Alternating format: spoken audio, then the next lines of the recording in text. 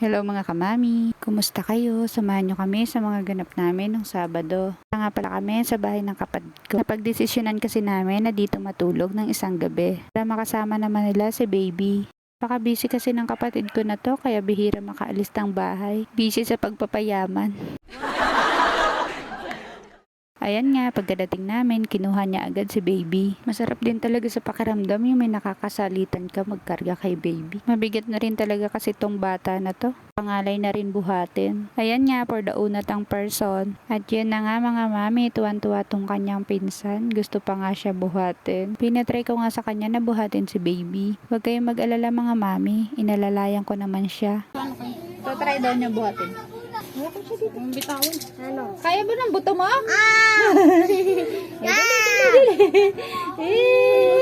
Oh, diba? Kaya, oh. Dito hawak. Yan. Yan. Galing. Galing na Ate Thea. Marunong na mag-alaga. Oh, takot ka sa buhat ni Ate Thea. Ha? Ayaw na? Ayaw na. Ay! Umutot! Kaya pala yun na sa'yo.